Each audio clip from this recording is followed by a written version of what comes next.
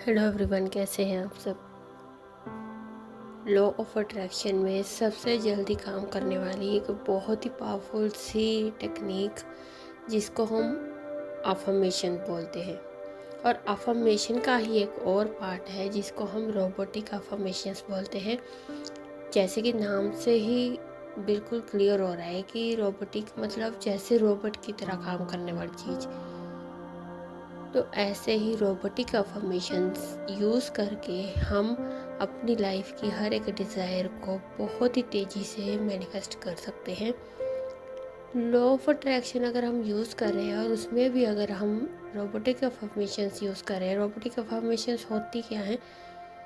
एक ऐसी अफर्मेशन हमारी डिज़ायर के साथ मैच हो रही जिससे कि ये क्लियर हो जाए बिल्कुल कि जो भी हमारी डिज़ायर है, फॉर एग्ज़ाम्पल अगर हमें अपने पार्टनर से मैरिज को मैनिफेस्ट करना है, तो बस ये एक बिल्कुल क्लियर कट चीज़ है हमारे माइंड में कि ये हमारा एंड गोल है, यही हमको चाहिए।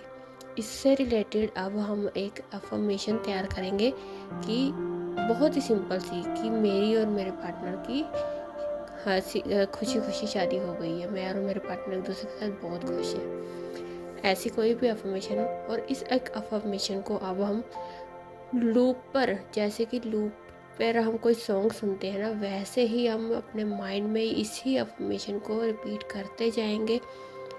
नो मैटर कि हम मन में बोलें या बोल कर बोलें, वर्बली नॉन वर्बली कोई फ़र्क नहीं पड़ेगा। थोड़ा बहुत फ़र्क पड़ेगा क्योंकि अगर हम कोई चीज़ अपनी आवाज़ में बोल रहे हैं ना, तो हमें ज़्यादा सेटिस्फेक्शन मिलती है। हमारे माइंड को हमारी आवाज़ का पता है, इसलिए जब हम अपने बारे में कुछ भी बोलते हैं ना, हमारा माइंड सुन रहा होता है। और जिस वक्त आप ये अपने मुंह से ना बोल सको ना, तो अपने माइंड में, अपने मन में ये चीज़ ज़रूर आपके चलती रहनी चाहिए कि ये जो आप रोबोटिक अफर्मेशन है ना आपकी, ये आपके माइंड में चलती रहनी चाहिए। इसको करने का टाइम क्या होता है? क्या इसको एक चैलेंज की तरह करना चाहिए? इसको आप कभी भी कर सकते हो। फॉर एग्ज़ाम्पल कई लोग 10,000 रोबोटिक अफर्मेशन का चैलेंज लेते हैं, तो वो भी बहुत जल्दी काम करता है। आप इसके लिए एक दिन पहले से ही तैयारी कर लीजिए कि कल आप ये अफर्मेशन का चैलेंज ले रहे हो, तो आप पूरा शेड्यूल तैयार कर लीजिए कि आप इतने बजे उठोगे और आप इतनी अफर्मेशंस एक दिन में बोलोगे, या आप एक दिन में भी कर सकते हो। आप चाहो तो डेली की 1000 टाइम बोलकर 10 दिन में भी इसको पूरा कर सकते हो। ये आप पर डिपेंड करता है। आप चाहो तो 500 एक दिन में बोल सकते हो और आपका टारगेट होगा 10,000, ठीक है। तो इस तरह से आप अपनी किसी भी डिज़ायर को बहुत जल्दी पूरा कर सकते हो।